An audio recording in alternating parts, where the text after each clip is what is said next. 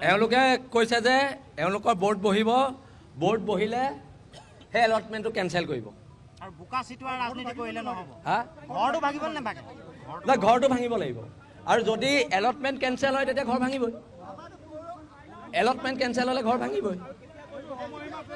সময়সীমা আচলতে বোলে কোনোবা এটা জাতীয় সংগঠনে মিউনিচিপালিটি মাটি এটা খুজিছে তেতিয়া দিব পাৰে, কিন্তু ব্যক্তিগতভাৱে কাৰোবাৰ ঘৰ বনাবলৈ যদি মিউনিচিপালিটি মাটি দি থাকে, যোৰহাটত ক'ত দোকান থাকিব? কিমান দিন বোৰ্ড আৰু এসপ্তাহৰ ভিতৰত বহিব বুলি প্ৰতিশ্ৰুতি দিছে। এসপ্তাহৰ ভিতৰত আমাক আমি কৈছোঁ বোৰ্ড 3 দিনৰ ভিতৰত বহক, এসপ্তাহত আমাক ৰিজাল্ট লাগে। হয়, এসপ্তাহত ৰিজাল্ট লাগে, 3 দিনত বোৰ্ড বহিব।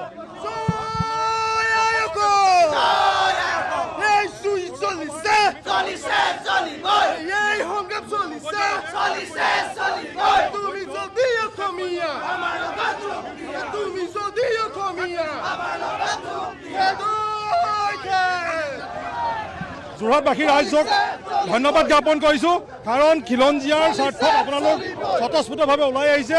কাৰণ এজন বাংলাদেশী মূলৰ ব্যক্তিক আমি কেতিয়াও প্ৰশ্ৰয় দিব নোৱাৰোঁ।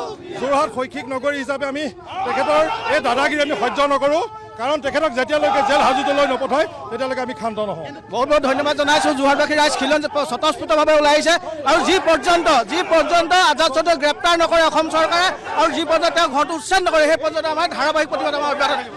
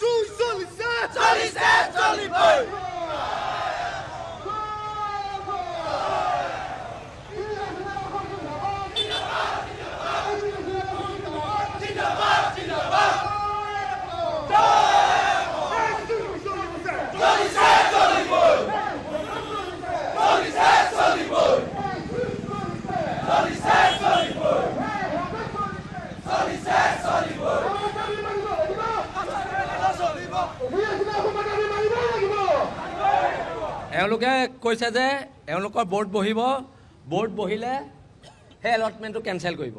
আৰু বোকা চিটোৱাৰ ৰাজনীতি কৰিলে নহ'ব। হা? ঘৰটো ভাঙিব নে নাভাঙে? ঘৰটো ভাঙিব লাগিব। আৰু যদি এলটমেণ্ট কেঞ্চেল হয় তেতিয়া ঘৰ ভাঙিবই। এলটমেণ্ট কেঞ্চেল হ'লে ঘৰ ভাঙিবই। সময়সীমা আচলতে বোলে কোনোবা এটা জাতীয় সংগঠনে মিউনিচিপালিটি মাটি এটা খুজিছে তেতিয়া দিব পাৰে, কিন্তু ব্যক্তিগতভাৱে কাৰোবাৰ ঘৰ বনাবলৈ যদি মিউনিচিপালিটি মাটি দি থাকে, যোৰহাটত ক'ত দোকান থাকিব?